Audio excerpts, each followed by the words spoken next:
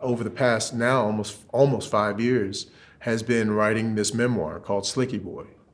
And the summary would go something like, a fatherless black boy is born a decade and a half after the Korean War to a Korean prostitute.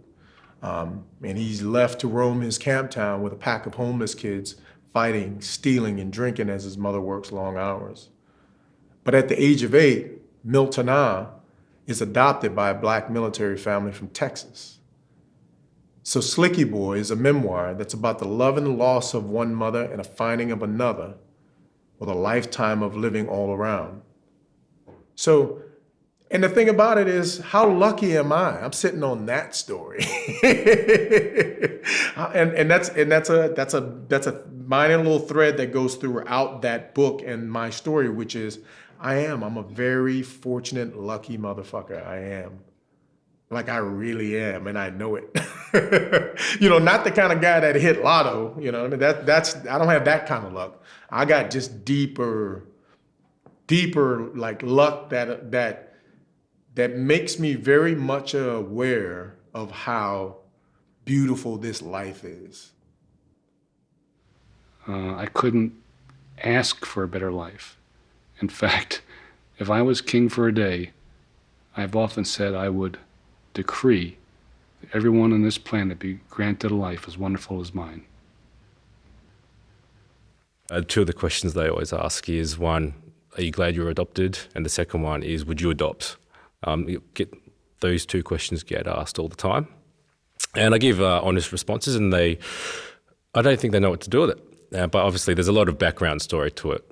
So the first question was, am I glad I was adopted? I go, yes. If I wasn't, I always have a joke, but I think it's quite accurate. If I wasn't adopted, I'd be working in a rice field in Korea, doing manual labor. And for all those that know me, I'm not really an outdoor kind of guy. So yes, I wouldn't have the opportunity to have got an education or gone to university or had a career. So I have no regrets about that. Selvom det at være adopteret ikke er noget, der fylder noget i min hverdag, så er det stadig den vigtigste ting, og det bedste, der er sket i mit liv. Og jeg er utrolig lykkelig for det, og taknemmelig. Det vil jo også altid være det bedste, der er sket for mig. Jeg er kommet til den her fantastiske familie, jeg har haft et indtil videre fuldstændig ideelt liv. Det har også virket som en form for drivkraft, fordi især til at være mere disciplineret, når jeg nu tænker på, at det er en chance, jeg har fået, en chance for at bo i Danmark for det her lykkelige liv, og muligheden for at uddanne sig til at blive, hvad man vil, så har det drevet mig i hvert fald mit skolearbejde, og i mine ambitioner til at bare arbejde hårdere end andre mennesker, fordi jeg måske forstår, at det er en stor gave, jeg har fået. Og jeg håber altid, det vil være en drivkraft fra mig at vide, at det er en stor gave. Og hvis jeg nogensinde skulle møde mine forældre, koreanske forældre, så tror jeg og håber jeg, at de bliver glade ved tanken om, at alt det, jeg har fået ud af adoptionen. En daarnaast, ik ben christen. Ik geloof ook dat God mijn leven leidt en dat hij ook met alles een bedoeling heeft, ook met de adoptie. En dat zijn plan met mij is dat ik in Nederland ben opgegroeid en dat alles gaat zoals het gaat en daar vertrouw ik op. En gelukkig voel ik me daardoor ook heel sterk, ook door allerlei moeilijke dingen die er in het leven gebeuren en gebeurd zijn. Maar het hele leven door was hij er en heb ik de dingen kunnen doen zoals het ging. Dat ik adoptie eigenlijk zie als een soort medicijn van, je hebt ook liever niet dat er een bepaalde ziekte is, maar als die er dan wel is, dan wil je toch wel graag dat er een goed medicijn is. En adoptie is voor sommigen niet goed gebleken, maar gelukkig wel voor een meerderheid is het wel een oplossing geweest en hij heeft het ons een tweede kans gegeven om op te groeien in een goed gezin. En ik denk dat ik zo gelukkig ben dat ik de kans heb gehad om in een liefdevol gezin op te groeien. En ik denk dat ieder kind het recht heeft om onvoorwaardelijk lief gehad. Dat er een gezin is dat onvoorwaardelijk houdt van een kind. I am so grateful for my life. I feel like I've been really blessed. And in a way, given, almost been rewarded for all the hard times that we went through. Because childhood in Korea was really hard. We were probably living at below poverty, constantly on the move because we couldn't afford to stay in one place or got kicked out of one place to the next. My dad, he was a cab driver, and he was also an alcoholic, so he was never home. He drank everything that he earned, and so it was, and he was abusive, so it was really tough. So I feel like I've been, in a way, rewarded for all the hardships, because, I'm not rich and all that, but I have amazing people in my life. I make a comfortable living, and I'm happy. I feel like every day I have is a great gift, and I want to just live it the best I can. There's a different layer on life when someone chooses you. And someone that you could easily think, well, they're tapped out, they've already got 7 kids, So that on top of it, but when there's a certain appreciation, I think. As an adoptee, I think if those feelings don't come to you, it's unfortunate.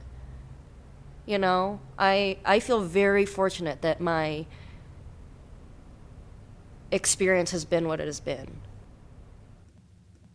The fact that the government wants to close adoption down in Korea it's upsetting, but I also feel as though I am saying that because I realize how fortunate I have been and how I see the fortune of my Korean adoptee friends who could say the same thing, that they've lived a life that was probably extremely different from what they thought it would be had they not been adopted, what possibly their birth parents thought it would be being adopted or not being adopted. So I'm 100% in favor of it still.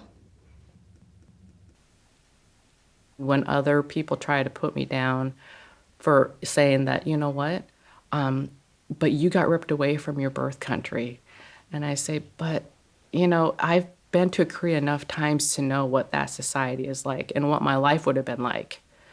And I'm grateful, truly, to be alive today because I have such a wonderful life.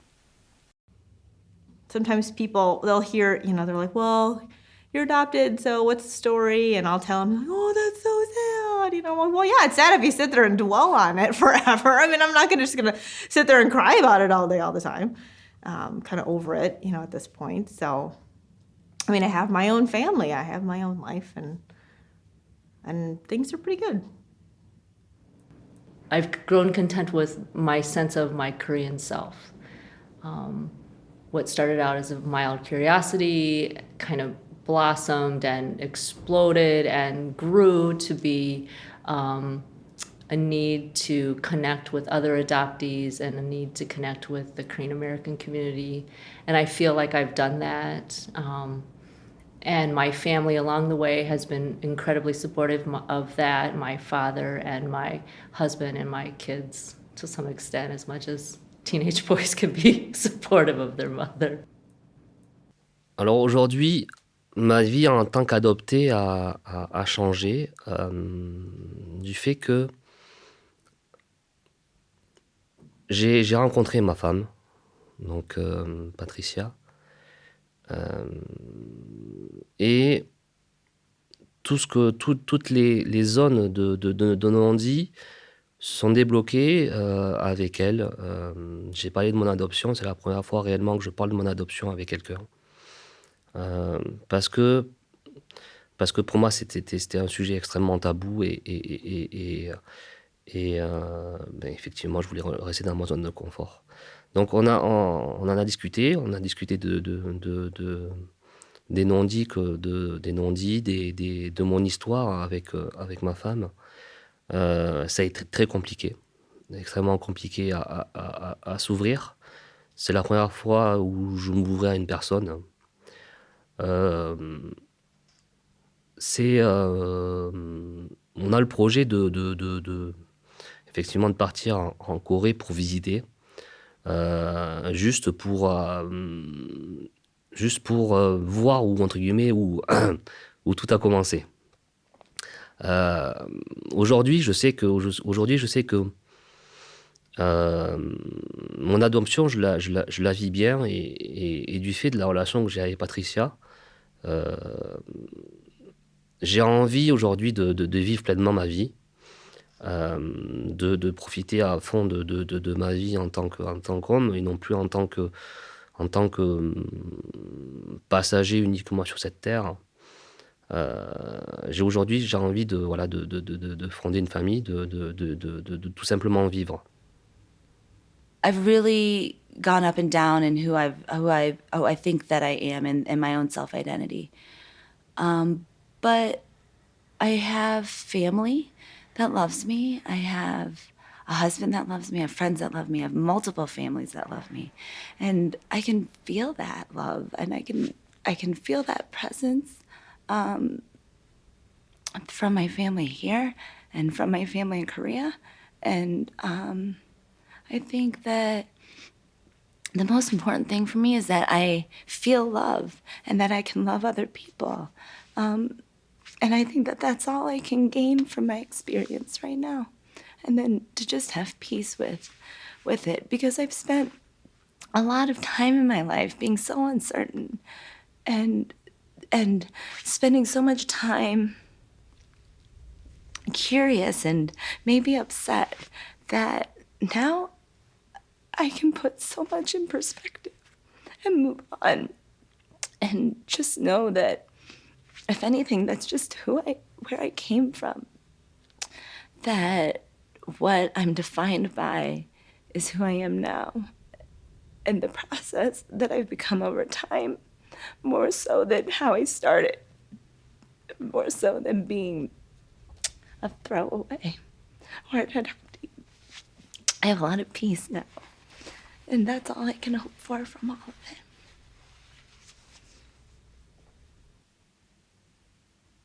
Et c'est là que ma foi m'a aidée. J'ai beaucoup prié et médité. Et j'ai eu la chance de rencontrer des personnes qui m'ont tendu la main. J'ai fait une psychothérapie pour m'aider. Ça m'a fait du bien. Mais surtout, j'ai appris ce qu'était le pardon. Pardonner. À ceux qui t'ont donné la vie et qui t'ont abandonné. Pardonner à tous ces gens qui t'ont insulté, qui ne te comprennent pas. Et qui parfois sont maladroits. Un jour, mon beau-père m'a dit comme ça: je comprends pas pourquoi tes parents t'ont adopté.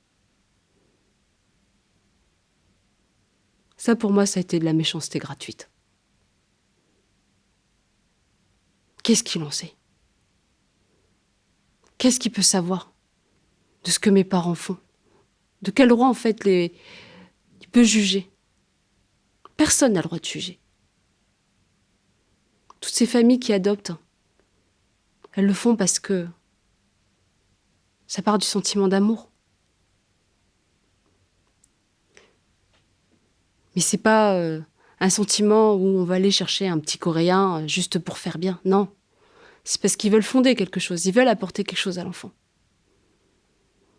Et quand je vois mes parents qui ont 7 enfants, dont 3 enfants adoptés de différents pays, je me dis bravo. Parce qu'ils ont réussi à bâtir quelque chose de beau. Et si je suis devenue celle que je suis maintenant, je peux les remercier. Oh, ça n'a pas toujours été facile, hein. I don't really think about being adopted, but when it's brought up, the emotions come out. The thoughts of, I wonder if my mom is thinking about me.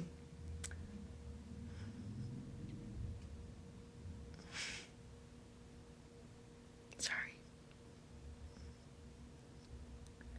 That's probably a question I think that we all have is, why? And although in saying that, what I've learned through my faith in the Lord is that it happened for a reason. Ik denk als ik gewoon in Korea had gewoond en ik had daar alles gehad, dan had het mij niet uitgemaakt dat ik geen geld had. Maar nu zit ik hier, heb ik jarenlang keihard gewerkt en ik ben nu alweer jaren werkloos. En ja, dan denk ik, dan had ik gewoon beter in Korea kunnen zijn en niet hier, want dan was ik tenminste met mijn familie.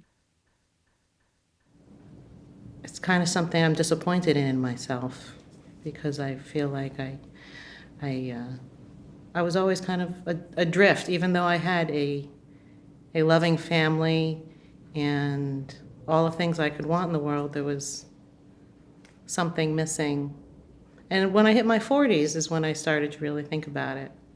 When I started to think, is it really all connected? Is this sadness that I have, does it go all the way back to when I was separated from my mother?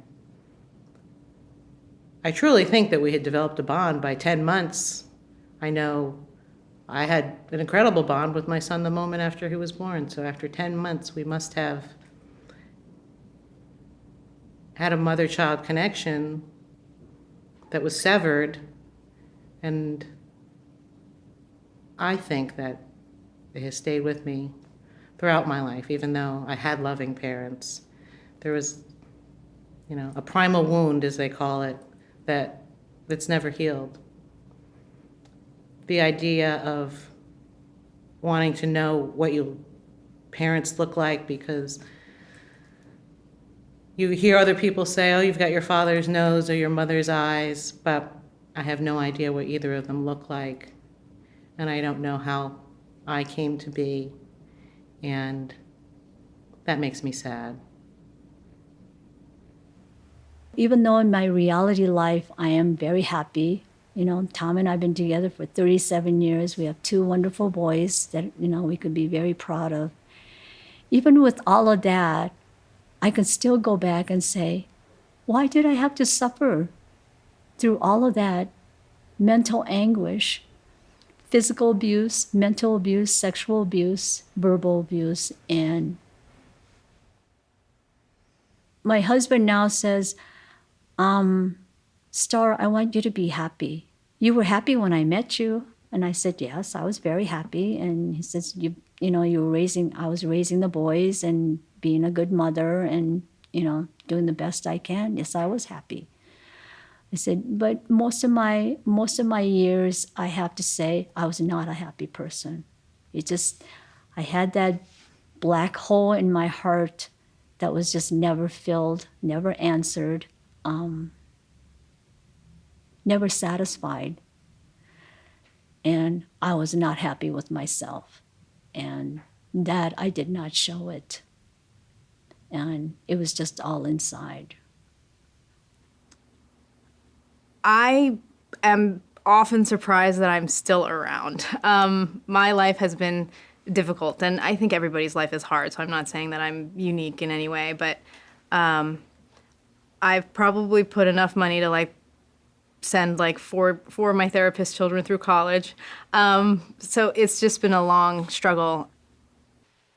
Certain people in my life, they always had the assumption that, oh, well, if you had stayed in Korea, you probably would have been dead or a prostitute or something awful would have happened to you. And,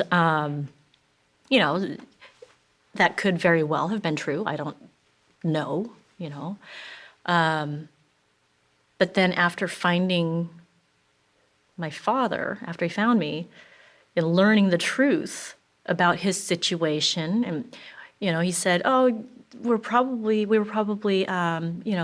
middle class because he owned his own business at the time, and they weren't suffering, they weren't in poverty, they weren't,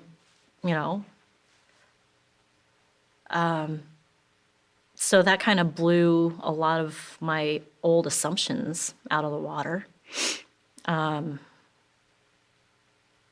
I think growing up too, and this has been expressed by a lot of other adoptees that I've talked to, is that people, telling us, oh, you should be so thankful. You should be so grateful. And I'm thinking, should I be any more grateful than my brothers who were born into this family? Should I be, thankful for losing my original family? Tell me what I should be thankful for, Because while I love my family and I know that, we had a lot of opportunity and lived a pretty good life, I guess, I only have my own experience to draw from. So, I don't know that, being grateful, sorry, is really the word.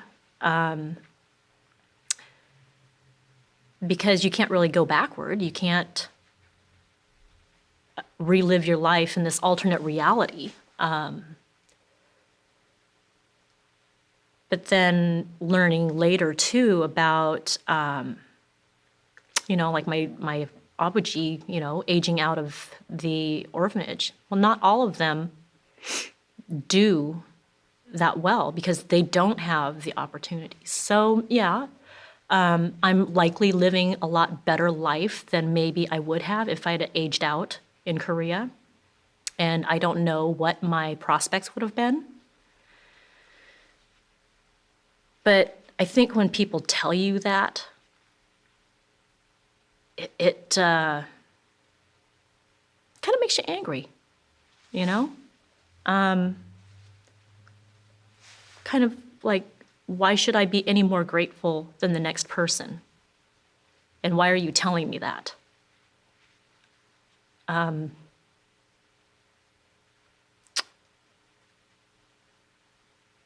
don't know. It's, it's always kind of bothered me, I guess. But that doesn't mean that, I'm not happy with my life and that, that I'm ungrateful. I mean, it's just, I don't know even how to explain that.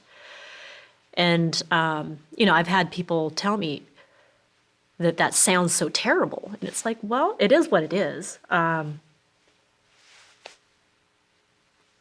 it's not something that you can really explain to somebody unless they share that same kind of background and experience.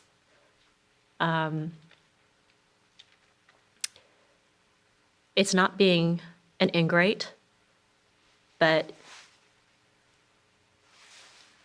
I don't know. I mean, I still appreciate everything in my life, and I appreciate my family. But no, I can't say that I'm grateful or any more grateful or less grateful than anyone else.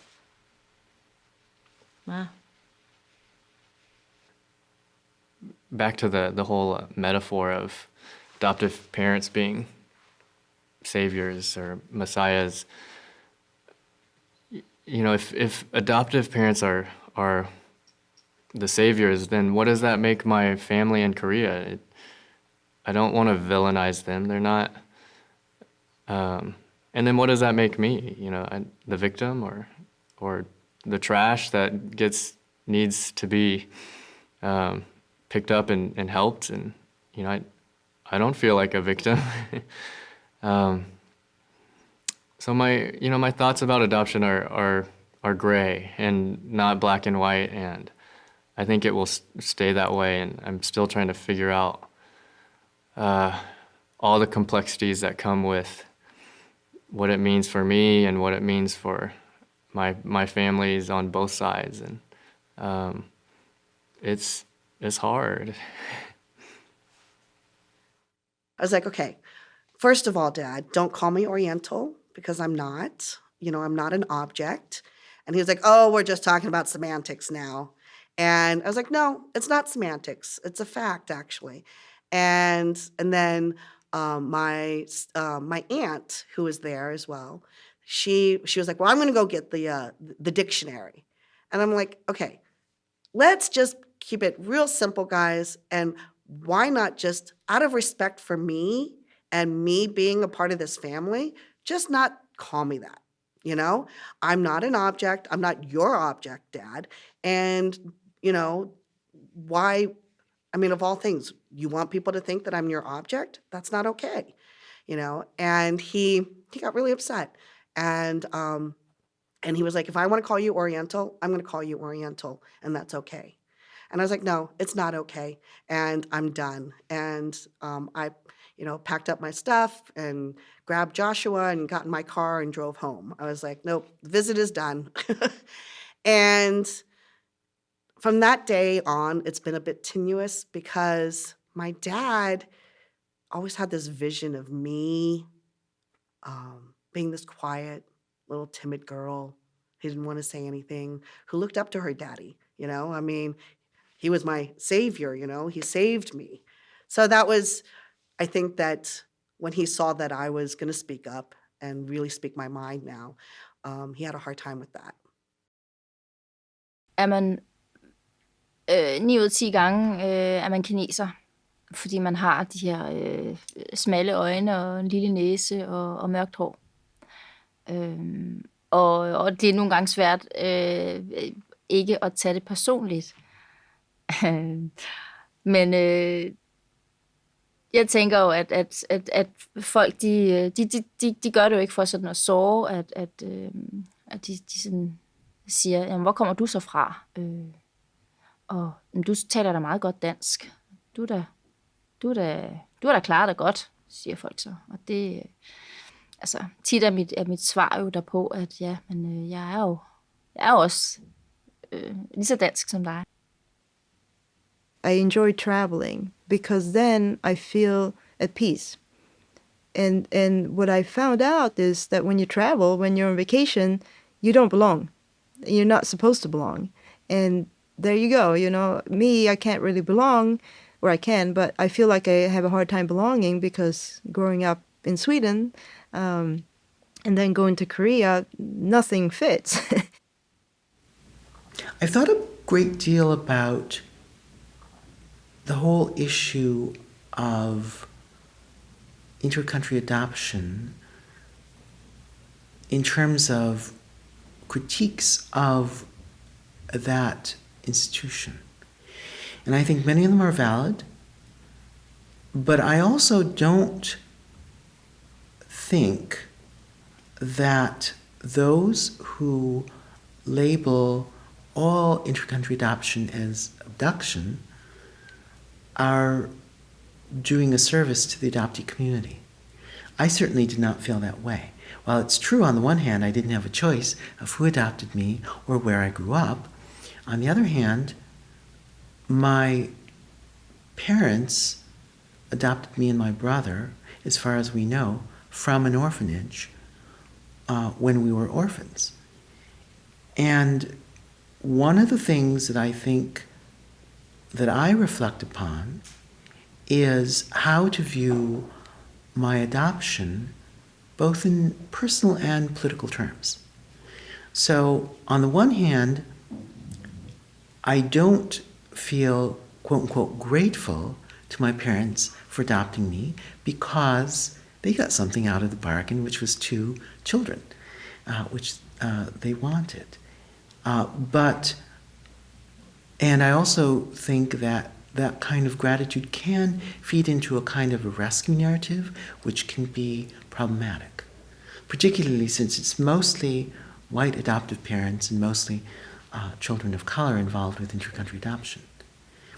On the other hand, to label all adoption as abduction, I think, is false and damaging and does a real disservice to the adoptee community. First of all, because it doesn't distinguish between, and in fact trivializes actual abduction. There is a lot of fraud that is perpetrated in some cases by adoption agencies, in others by middlemen and people who actually are involved in kidnapping babies and selling them. There's a lot of human trafficking going on, unfortunately, which the adoption industry has not fully addressed. And I think the adoption industry is, in fact, an industry, largely a for-profit industry. And most adoption agencies seem intent on sweeping a lot of this under the rug and engaging in happy talk and talking about happy children who are happy to be adopted by happy parents. Of course, not all adopted children are happy or have happy experiences. Some experience abuse at the hands of their adopted parents. Some face what I guess could only be called discrimination at the hands of adoptive parents who treat them differently and less well than birth children in the same family. That being said, when I think about the circumstances of my birth and adoption, just assuming for the sake of argument that the story that my adoptive parents were told was correct, that my brother and I were in fact orphans, then the likelihood that we would have died in infancy or early childhood was quite high. And in fact, our adoptive parents were told by doctors who examined us when we arrived that we probably would have died within a year or two because we were extremely malnourished. We each weighed about 6 pounds, and at the age of 8 months, that's very small, even for Asian children.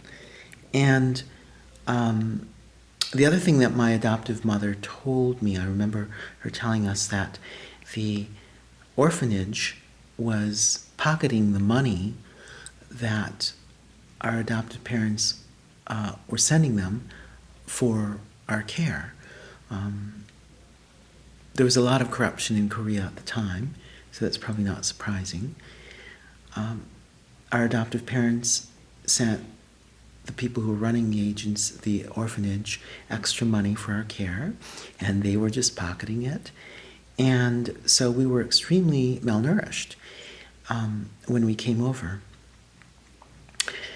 So in light of that, assuming that that account was true, and I have no reason to believe it's not, then our adoption did, in fact, probably save our lives. As I say, I want to be careful not to fall into a rescue narrative or a gratitude narrative, but I also want to recognize what are the probable facts of my adoption and also acknowledge that even if I had survived infancy and childhood, I wouldn't have had much of a future in Korea. But the one thing that I keep on sort of going back to is that all of that, like Korea, being adopted, my birth mother, like how I was raised, everything, like this whole adoptee experience, I guess. Like on the one hand, it's everything. It has everything to do with who I am, and yet it has really nothing to do with who I am at the same time. And that's I don't really know what to do with that, since how can it be both at the same time? But it is, like that's how I feel. En fait, maintenant, je me demande, je vais avoir bientôt 29 ans, je me demande un peu ce que je pourrais transmettre à mes enfants. Et je sais même pas si j'y arriverai en fait à bien élever mes enfants. Et en fait, je crois que j'ai peur de pas être une bonne mère ou quelque chose comme ça. Je me pose beaucoup de questions sur mes capacités à devenir mère. Et ça, je pense que toutes les personnes adoptées, filles, plutôt les adoptées femmes, bah, font ce questionnement sur la maternité parce que c'est pas facile quand on a été abandonné, quand par notre mère biologique, quand on a été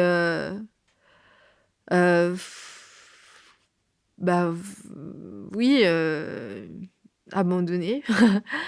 Je pense que est-ce que l'acte d'abandon, est-ce que ce serait plus facile ou au contraire plus difficile si on a des enfants plus tard? Je me pose un peu la question. I still love Korea. I miss it a lot. I miss my birth family a lot. And I think for me it feels like a kind of sadness that I've learnt to live with, I guess, because, when I miss it and I know that I can't get back for a certain time, I think it's just one of a few sadnesses that I've learnt to live with and carry with me, if that makes sense. The other piece is to understand that it's a journey and that there's never necessarily completeness or closure, and that things tie up in a nice little neat box. And one of the things that adoptees have expressed to me is that it's very validating to hear from another adoptee that I accept the lack of closure. I accept the incongruencies. I accept the tough stuff, and that's fine, and that it may never be complete or closed, but I'm at peace of it enough to move forward in my life, and that it isn't debilitating me from reaching my other goals and achievements. And I think that's something that parents are very uncomfortable with, but I think as an adoptee, I'm very comfortable with. It may not tie up neatly, and that's part of the deal when you form a family by adoption. It doesn't tie up neatly. I think I'm probably more at peace with my status as a half Korean adoptee than I've ever been. And I think it was a struggle for me at first. For a long time, it was really nothing I thought about. I was just focusing on my career and my family and just living my life. But now I think it's given me a sense of identification and connection and community and, dare I say, pride of being this living part of this unique facet of history. Det är väl det som är nu. Så att hela mitt liv är bara totalt öppet.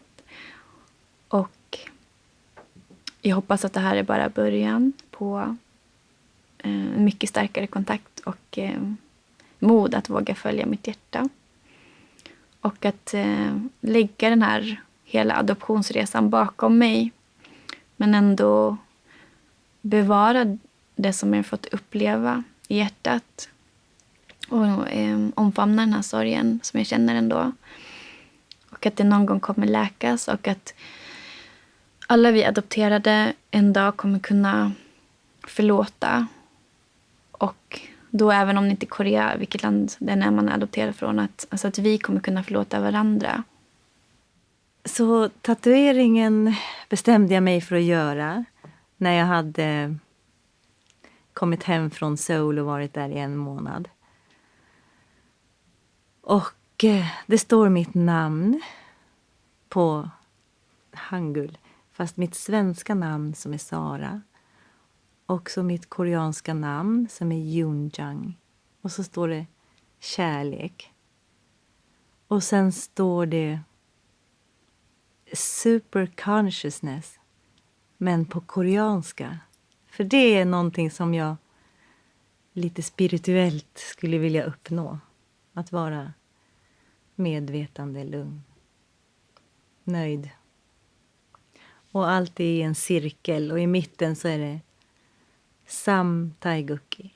Så 3 enighet kanske. Jag har 3 döttrar. alla goda ting är tre. Det finns mycket som alltså för mig symboliserar mycket. Så det ville jag ha kvar och det ville jag ha med mig för alltid. Och kunna vara stolt över. If I could go back and tell myself anything about what the future holds, I think it would be to tell myself that, first of all, I'm going to have a really rich and interesting and wonderful life, that it's going to be filled with pain and joy and all the things that we as humans experience, that the hurts as a child that I experienced inform me as an adult, help me to understand things at a deeper level than I would have without those harms. That not to waste too much time worrying about how much it hurts in the moment, to stand where I am and not worry about what's behind me so much. Mostly that it's going to be okay.